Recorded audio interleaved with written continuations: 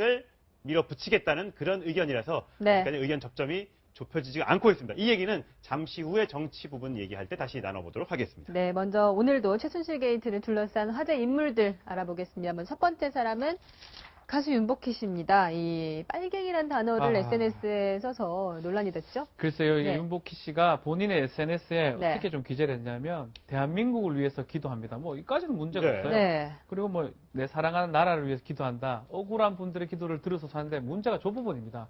빨갱이들이 날뛰는 사탄의 세력을, 뭐, 물이 저는 오탈자 같은데, 네. 물리쳐 주세요. 근데 네. 빨갱이라는 표현이에요. 예. 뭐 악한 자라고 한다든지 나쁜 사람이라고 한다든지 이러면 이 어떤 SNS의 문제점은 드러나지가 않는데, 빨갱이란 우리가 소위 말하는 뭐 종북이라는 그런 용어랑 깔론처럼. 같이 가는 거거든요. 네.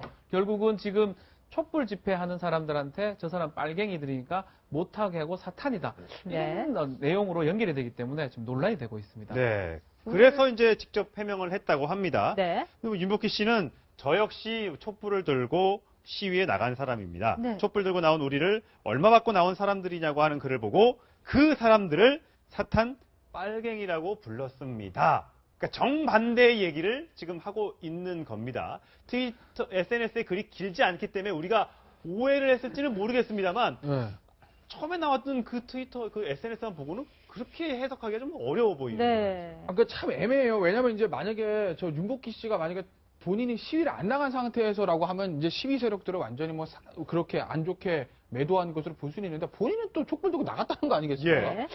그러니까 참 윤복희 씨가 무슨 의도를 썼는지는 저로서는 참 가늠하기 어려운데, 네. 중요한 사실은 요새 이제 SNS라는 게 워낙 많이 퍼져 있고 나름대로 공인이라고 불리는 사람들은 본인의 의도와 상관없이 글 하나하나가 굉장히 크게 오해를 불러일으킬 수 있고 일파만파 퍼질 수 있기 때문에 네. 글쎄요, 저런 거죠 굉장히 좀 신중해야 될 것 같아요. 더군다나 사탄, 빨갱이, 이건 사실 이런 말들은 우리 사회에서 이념과 종교에 관한 것이기 때문에 그냥 금기시되는 용어 아니겠습니까? 예. 네. 그런 말을 써시는 건 굉장히 조심하셔야죠. 네. 네. 근데 저기에 보면 자, 어떤 촛불 시위에 나갔는지가 지금 명확하지가 않아요, 네. 윤복희 씨가. 아니, 저 글만 보면 해명글에서 저 글만 보면 탄핵 반대 촛불 시위에 나간 것 같아요. 왜냐면 네. 우리를 보고, 촛불을 들고 온 우리를 보고 얼마 받고 나왔느냐, 그게 무슨 네. 얘기냐면 일당 받고 나왔다 이 얘기거든요. 보수단체요. 그렇죠. 보수단체 집회 혹시 참가한 것이 아닌가. 아. 그러니까 우리가 지금 얘기하는 반대 촛불하고는 집회에 나갔다. 다른 거예요, 다른 거. 네. 그러니까 이제 그 보수단체 집회에 참석했을 때 그 일부 이제 진보단체나 이런 데 있는 사람들이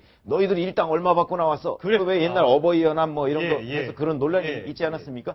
그렇게 얘기하니까 거기에 항의하는 차원에서 글을 올린 아. 것이 아닌가 싶어요. 아. 그렇게 따지면 이제 이쪽에서는 일당 받고 나왔다고 공격을 받으니까 윤복희 씨는 네. 뭔 소리야? 뭐 이런 식으로 해서 거기에 이제 항의하는 차원에서 하다 보니까 저런 발언들이 나온 것이 네. 아닌가. 요 두 가지를 비교해 보면 그런 네. 것 같습니다. 뭐 이 시국에 많은 연예인들이 의사 표현을 자유롭게 하고 있습니다만 네. 지나친 상대편을 자극하는 용어라든지 또 특정 종교 집단을 뭐 비하하는 용어라든지 이런 단어는 아무리 SNS라도 올리지 않는 게 네. 공인된 도리 같습니다. 네, 다음 인물도 역시 이 최순실 게이트와 관련해 화제가 된 연예인입니다. 바로 배우 김유정 씨인데요. 이 박 대통령 팬클럽인 박사모가 배우 김유정 씨가 모델인 제품 불매 운동에 나섰다. 김태형 변호사님, 이건 무슨 얘기인가요? 네. 그러니까요. 이게 사실 참 이런 일이 벌어지면 안 되는데, 네. 이제 박사모, 그 유명한 박근혜 대통령 팬클럽 아니겠습니까? 조용하던 박사모가 사실 이제 조금씩 활동을 개시하는 것 같은데, 네. 그 김유정 씨 제품, 모델 제품의 불매 운동에 나섰다고 합니다. 이런 글이 올라왔어요. 김유정이 인스타그램에 박근혜 대통령을 비난했습니다. 아직 학생이 정치에 대해 안다면 얼마나 안다고. 네. 화가 납니다. 김유정 나오는 모든 광고 제품 사지 않을 겁니다. 박사모 회원님도 모두 불매운동 해주십시오. 이렇게 얘기를 했다는 것이고. 예. 근데 김유정 씨 인스타그램 보니까 막 그게 심각한 글이 올라온 것도 예. 아니에요. 그림이 이제 예. 그림이 있고 어떠한 상황에서도 무너지지 말아요. 네. 만약 무너지더라도 다시 일어날 수 있어요. 그죠? 그죠? 예. 이게 뭐 제가 보기에는 대통령께 비난한 글도 아니고 네.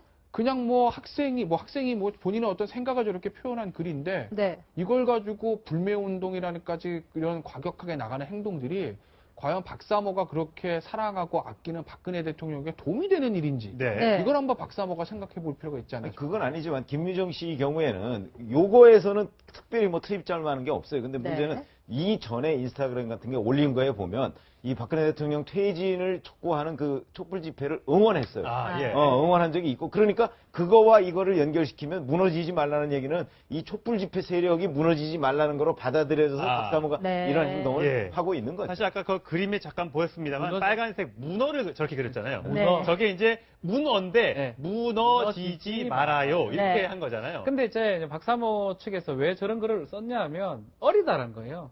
99년생이거든요. 아, 99년. 지금 나이가 17세, 18세이기 예, 때문에 예. 네. 뭐 성인이라면 좀 모르지만 어린 어떤 고등학생 하는 게 아마 조금 불만이 있어서 네. 그렇지만 또 저걸 또 SNS에서 예. 그렇게 못 팔게 하고 면 업무 방해죄가 본인들이 성립 다 네. 받았기 때문에 촛불 집회에 지금 문제가 어머니들이 다 아이들 데리고 같이 나와서 축제 장애를 하고 있는데 거기에 어린 학생이라고 해서 아주 뭐 남을 비난하는 어떤 그런 단어를 쓴 것도 아니고 이쁘게 문어 그려놓고 얘기한 건데 그걸 트집을 잡으면 오히려 이 반대쪽에 그러니까 촛불 집회에 참여하는 사람들을 오히려 더 자극할 수 있다는 네. 사실을 왜 박사모 이 보수단체들은 잘 모르는지 네.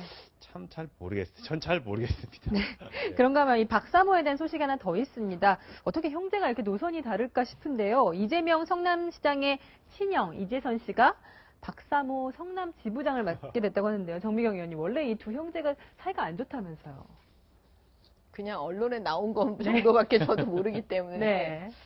저럴 수가 있네요. 신기합니다. 네. 정말 저거는 국민들께서 보시면 네. 아 저럴 수가 있구나. 왜냐하면 어. 그 이재명 성남시장과 그 가족 간의 분쟁이 네. 녹취 파일로 해서 그 선거 때 지방선거 때 막 돌아다닌 적이 있습니다. 그때 네. 이제 이재명 성남시장이 해명한 적이 있는데 하여튼 가족사가 조금 우울한 게 안 좋은 상황이 있어서 네. 이런 게 형제 간에 또 가족 간에 갈등이 있었다라고 얘기를 했었는데 지금 와서 보니까 이제 이게 좀 더 명확해지는 것 박사모까지. 같습니다. 근데 이제 우리가 보통 정치를 하거나 네. 이렇게 공인인 경우에는 연예인들도 마찬가지잖아요. 그러면은 이 수신제가 치부 평천하예요. 그렇게 얘기를 하죠. 예. 예. 왜냐하면 그게 가족사가 이제 온 세상에 다 알려져 버리잖아요. 네. 이제 그런 것 때문에 사실은 저거는 이재명 시장한테는 좀 안 좋겠죠. 예. 네. 그 저거 사실은 굉장히 오래된 얘기예요. 지금 인터넷 들어가면 이재명 시장의 무슨 하여튼 욕설 뭐 이런 예, 쪽으로 들어가 예. 보면 그 형수와 나눴던 대화 뭐 네. 이런 것들이 옮길 수가 없을 정도의 그런 용어들로 가득 차 있어요. 네. 예. 그런 부분에서 아마 그리고 이제 저 형하고의 저런 문제도 그 본인 얘기로는 네. 2005년에 뭐 형이 그 어머니한테 5천만 원을 빌려달라고 하는데 어머니가 거절했다. 네. 뭐 그 문제로 이제 다툼이 있었다. 뭐 이제 본인하고 예. 네. 뭐 이런 얘기를 하면서 뭐 형이 혹시 죽더라도 내가 그 장례식에도 안 가겠다. 뭐 이런 얘기도 했다고 이렇게 해명도 하고 그랬어요. 근데 예. 네. 어찌됐든 간에 그 갈등이 굉장히 오래된 것이고 네. 예. 그리고 거기에 관련해서 그 녹취 같은 게 이렇게 막 인터넷상에 돌아다니고 이러기 때문에 이재명 시장은 저 문제 가지고서 아마 네. 상당히 그 대선에 출마한다면 네. 시달리지 않을까 이런 네. 생각이 듭니다. 그런데 지금 차기 대선 후보로는 급부상하고 있어요. 지금 지지율을 차기 대통령 적합도를 조사를 했는데 네. 반기문 총장을 앞섰어요. 어허, 2위예요. 뭐 반기문 네. 총장은 사실은 지금 이제 국내에 없는 분이고, 그리고 반기문 총장은 일단 뭐 여권 후보, 현재까지 어쩌나 친박의 네. 후보로 각인되어 있는 측면이 많으니까, 그런 상황에도 불구하고 15%면 저는 잘 버티고 있는 네. 거라고 봅니다. 일단 그렇고요. 이재명 시장 같은 경우는 사실은 이번 사태 일어났을 때 가장 이제 강력한 어떤 입장을 표현하지 않았습니까? 가장 먼저 하야와 탄핵을 언급한 사람이 제 기억에는 아마 이재명 시장일 거예요. 네. 그렇기 때문에 지금 대통령의 하야를 바라는 어떤 진보적인 유권자들에 대한 엄청난 지지를 받고 있는 것이고, 이런 어떤 시국과 맞물려서 이재명 시장의 어떤 지지도가 네. 급등하고 있는 겁니다. 예. 네. 근데 박근혜 대통령도 우리가 이제 대통령 지도자를 네. 뽑을 때 제가 이 지점에서 딱 한 말씀만 드리면, 박근혜 대통령도 사실 동생들을 네. 이렇게 잘 품지 못. 품지 못했잖아요. 네. 그래서 그걸 사실 국민들께서 굉장히 안타까워했어요. 그랬었죠. 예. 솔직히 그 예쁜 조카도 네. 제대로 지금 보지 못한다니까 왜 네. 그렇게 하나 네. 그랬거든요. 그러니까 가족 문제도 제대로 해결을 못하는데, 품지 못하는데 음. 어떻게 나라에서 일을. 나라에서 그 수많은 나를 반대하는 세력도 품어 안아야 되는 예, 거예요. 예. 지도자라면. 그러네. 그런데 지금 이재명 시장은 보세요. 지금 얼마나 싸우면, 얼마나 미우면, 그렇잖아요. 반대편에 가서 쓰겠습니까? 예. 가족이. 게다가 지금 이 시국인데요. 이 시국인데 네. 그게 얼마나 자극적이라는 건 다 알 거 알죠. 아니에요. 네. 그러면 뭐냐면 이재명 시장은 지금 나와서 밖에서 떠들 게 문제가 아니고 먼저 끌어안으세요, 가족을. 네. 그거부터 먼저 하셔야 돼요. 왜냐? 예. 이번 대선에서 지도자를 뽑을 때 우리 국민들은 가족 관계 볼 겁니다. 예. 네. 네. 자, 마지막 인물로 좀 넘어가 보도록 하겠습니다. 마지막 인물 이분입니다. 아, 마지막 한규안 전 정무수석인데요. 미안하다. 네, 어제 좀 극단적인 그렇죠. 선택을 하셨어요. 근데 아무래도 구속영장 청구에 굉장히 부담감을 느끼신 것 같아요. 부담을 느낀 것 같아요. 지난달 29일 날, 11월 29일 날 조사를 받고 네. 이제 나왔죠. 나왔는데 영장 청구가 됐는 걸 알고 네. 부담을 느꼈는데 결국은 호텔에서 이제 자해를 아, 시도하다가 예. 아마 본인 입장에서는 조사를 하면서 느꼈을 겁니다. 만약 한 번 더 들어간다면 본인이 답변할 수 없는 부분도 많다고 생각을 했을 네. 것 같고 그래서 아마 우리 예전에 롯데그룹 같은 경우 이인원 그 회장 있었지 않습니까? 예. 얼마 전이었죠. 네. 스스로 목숨을 끊으셨죠. 예. 그런 어떤 취지하고 비슷한 어떤 맥락에서 음. 이런 시도를 한 게 아닌가. 그러니까 현 전 수석은 18대 국회의원을 임기를 마친 2012년 6월부터 지난해 7월 정무수석에 임명되기 전까지 이영복 회장으로부터 회사명의 법인카드를 받아서 썼고 네. 뭐 이런 등등의 수천만 원의 금품을 받은 혐의라는 거 아니겠습니까? 근데 저는 이제 현기환 전 수석이 왜 그랬느냐 그러면 아마 본인이 굉장히 억울하다고 생각할 네. 거예요. 아. 그리고 실제 본인이 그런 말을 했어요. 왜 무슨 얘기냐면 지금 말씀하신 대로 법인카드도 일부 받아서 썼고 그다음에 네. 뭐 명절 같은 때 선물도 받고 상품권도 받고 골프 치러 골프도 다니고 치고 뭐 다 술접대 접대도 받고, 받고 다 네. 인정을 해요. 그런데 지금 문제가 되는 거는 저거 말고 이영복 회장의 여러 가지 인허가 문제나 아니면 대출이나 이런 데 개입하고 좀 뭉칫돈을 받았다. 뭐 예. 이런 거 아니겠어요? 그렇죠. 예. 근데 그런 적은 없다고 지금 부인하고 있거든요. 그런데 검찰은 자꾸 그런 증거들을 가지고 본인을 압박하고 있으니까 난 억울하다. 이걸 직접적으로 그 일에는 관여하지 않았다라고 생각할 가능성이 높습니다. 아마 네. 지금 자해도 그런 거의 일환으로 보입니다. 저는 좀 놀란 게 어제 바로 그 사고가 있었고요, 김태현 변호사님이. 예. 지금 그래서 새벽에 수술을 받았는데 오늘 구속영장 실질심사 출석을 시켰어요. 약간 좀 너무한 것 아닌가 이런 생각도 들어요. 아니 이건 보호 차원이라고 보시면 네. 오히려. 그러니까 이제 특수수사를 할 때 네. 화이트 칼라 피의자들이 굉장히 압박감을 느껴서 극단적인 선택을 하는 경우들이 많거든요. 근데 아마 그 법조 출입하실 때도 그런 얘기 많이 들어보셨겠지만 네. 검찰이 이제 브리핑을 할 때 왜 이렇게 빨리 구속합니까? 라고 하면 극단적인 선택을 하라고 우려가 있어서 보호 측면에서 네. 그럽니다. 이렇게 이제 브리핑하는 경우도 있지 않습니까? 이게 딱 그런 케이스거든요. 지금 수사 한번 받고 집에 보냈더니 극단적인 선택을 했다. 야, 두 번째 수사하고 더 우리가 큰 증거를 들이대서 크게 압박을 했을 때 집에 갔을 때 더 큰 또 자해를 할 수 있지 않냐. 네. 그런 목숨이 유황하기 오히려 때문에 보호 보호 차원에서. 차원에서 일단 네. 구속을 해서 그래서 신병을 확보해 놓고 하는 그런 네. 측면도 분명히 있죠. 저 검찰이 실수한 것 같아요. 왜냐하면 보통 보면 느껴요. 우리가 같이 있다 보면 네. 느끼잖아요. 상대방의 감정까지 다 느낀단 말이에요. 근데 이제 수사를 할 때 보면 저 정도 되면 긴급 체포를 해야 돼요. 긴급 아. 체포를. 네. 그게 더 안전하거든요. 예. 예, 왜냐하면 이게 지금 불안한다는 걸 다 네. 느끼거든요. 제가 볼 때는 검찰에서 실수한 것 같아요. 보통 검찰에서 저렇게 하면 저도 그랬지만, 이 사람이 그 긴급 체포된 상태에서 유치가 되면 더 안전할 수가 있어요. 네. 왜냐하면 지키는 사람들이 예, 다 있기 예, 때문에. 예. 좀 놓친 것 같습니다. 저는. 네, 다음 인물로 넘어가 보겠습니다. 바로 이분입니다. 박 대통령이 이런 상황에서 이 최성규 목사를 국민대통합위원장으로 임명을 했습니다. 그런데 이분이 과거에 했던 발언이 논란이에요. 노무현 대통령을 북한 대변인이다 이렇게 말한 적이 있다면서요. 그러니까 이분은 네. 이제 목사 출신 아닙니까? 네. 그래가지고 사실은 박근혜 대통령하고 2006년에 박근혜 대통령의 커터칼 피습을 당했을 때 예. 실제 거기에 가서 뭐 격려도 하고 뭐 했다는 거 아니겠습니까? 예. 그 병실을 찾아가서 그럴 정도로 박근혜 대통령과 인연이 오랫동안 계속된 거는 알겠는데 네. 문제는 이제 그 노무현 정부나 이런 부분을 공격하는데 상당히 또 앞장섰어요. 예. 네. 그러면 그렇다면 자 이 자리가 또 더군다나 대통합위원장 아니겠습니까? 그렇죠. 대통합. 그러니까 과연 이게 통합이라는 부분에 맞는 그동안의 활동을 해온 것이냐 하는 네. 부분이 이제 문제로 지적되지 않을 수가 없잖아요. 예. 그러니까 지금 이런 시기에 대통령이 어떻게 이걸 임명하느냐는 것도 문제일 뿐더러 더군다나 적합하지도 않은 분 아니냐 이런 얘기를 할 수밖에 없는 네. 것이죠. 네. 저 인선 발표가 있었던 게 공교롭게도 특검이 임명이 된 거의 비슷한 시기였거든요. 굳이 이렇게 임명을 요 시간에 했었어야 될까? 그러니까 국민의당 입장에서 어떻게 얘기했냐면 논평 이렇게 했습니다. 국민 대분열위원장을 지금 임명한 게 아니냐. 왜 대통합위원장이 이 사람 같은 사람을 했느냐. 한쪽에 네. 많이 치우쳐져 있잖아요. 예. 뭐 세월호 얘기도 마찬가지고요.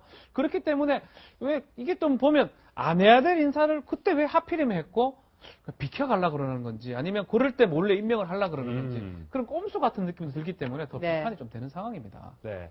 자, 국민대 통합위원장으로서의 앞으로의 행보, 물론 뭐 이 청문회를 받고 그런 자리는 아니기 때문에 네. 할 수는 있는데 앞으로의 행보가 더 주목이 될 것 같습니다. 다음 정치 얘기를 이제 나눠봐야 되겠습니다. 저희가 많은 인물, 등장인물들을 준비했는데요. 일단 오늘 아침부터 있었던 사안부터 좀 속보로 정리를 해드리도록 네. 하겠습니다. 자, 김무성 새누리당 전 대표가 4월 퇴임 약속 안 하면 탄핵을 하겠다라고 네. 얘기했는데 어쨌든 당론으로 조금 전 새누리당이 당론을 모았습니다. 네. 4월에 퇴임을 하고 6월에 대선을 치르자. 이게 새누리당의 만장일치로 당론이 됐다고 지금 합니다. 네. 물론 지금 남경필 경기지사나 일부 나갔던 김용태 의원은 그렇게 동의하지 않고 있습니다만 새누리당 안에서 활동하고 있는 사람들은 이렇게 의견을 모았고요.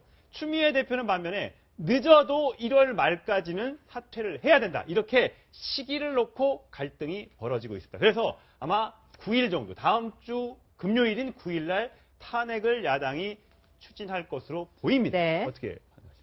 그렇죠. 그러니까 근데 9일날 정말 추진할 수가 있을까요? 저는 왜 그러냐면 자 비박계의 그 대표격인 김무성 전 대표가 4월 얘기를 했습니다. 예. 네. 그렇다면 저 얘기는 그 대통령이 이제 4월에 그 화답을 할 가능성이 높아요. 예. 그렇게 되면 왜냐하면 새누리당이 이제 건의를 했으니까 그럴 경우에는 이제 여야 간의 협상이 안 벌어질 수가 없어요. 왜냐하면 비박계가 9일날 그 탄핵 표결에 안 들어간다고 얘기를 할 가능성이 있거든요. 네. 네. 왜냐하면 사실 탄핵을 하는 것보다는 탄핵해서 헌법재판소로 가면 4월 말 전에 결론이 안 날 가능성이 훨씬 많습니다. 네. 그러니까 저 4월 퇴임이라는 것이 그 대통령의 퇴진 약속으로 보면 오히려 더 빨라지는 거거든요. 그런 점에서 보면 새누리당 비박계로서는 네. 굳이 탄핵에 참여해서 그 불투명하게 계속 예. 놔둘 필요가 없다. 그래서- 차라리 약속을 아. 해서 투명하게 4월 달로 하는 게 낫다. 이렇게 생각한다면 12월 9일 날 그 표결에 가지 않을 가능성이 높고 그래서 박지원 국민의당 비대위원장이 오늘 아침에 탄핵과 관련해서 이렇게 얘기했습니다. 네. 한번 직접 들어보시겠습니다.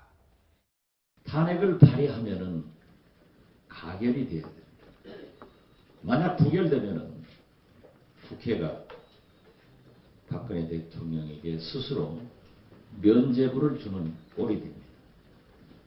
그래서 우리는 어떠한 경우에도 가결을 확신할 때, 가능성이 있을 때 발의를 해야 한다고 생각합니다. 저 가능성, 저게 이제 이 일은 지금 내일이기 때문에 시간상으로 부족하고 네. 과연 9일, 한 일주일 정도의 말미가 있으면 그 의결 정족수 200명을 채울 수 있을 것인가. 그런데 지금 비박계에서 한 40명, 뭐 60명 이렇게 얘기가 나오다가 지금 오늘 대통령이 4월 말에만 퇴진한다고 약속을 해주면 네. 우리 탄핵 안 가겠다. 이렇게 지금 돌아섰단 말이죠. 물론 이제 대통령의 의중이 제일 중요합니다만 그렇게 되면 이제 탄핵은 물 건너가는 것처럼 또 보일 수도 있겠어요. 지금 핵심은 다 그 얘기는 안 하거든요. 네. 지금 정치인들이. 핵심은 뭐냐면 대통령 선거를 언제 치를 거냐.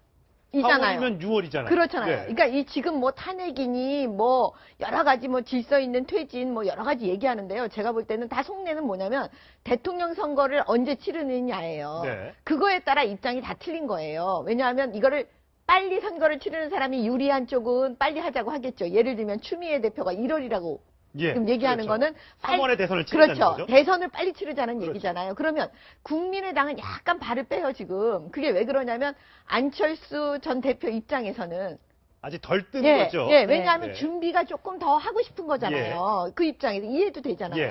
그러니까 거기는 그 문재인 후보 쪽, 그러니까 전 대표 쪽하고 같은 입장일 수가 없는 거예요. 그렇죠. 예. 그다음에 새누리당도 그렇잖아요. 새누리당 입장도 도대체 이걸 어느 시점에 해야지 유리하고 불리한지 예. 잘 모르니까. 그래서 저는 입장이 이렇게 나올 수밖에 없다고 예측을 했어요. 네. 그런 걸로 보면 박근혜 대통령은 지금 현재 대한민국의 정치 수준을 너무 잘하는 거예요. 네. 야당의 수준, 여당의 수준 너무 잘하는 거예요.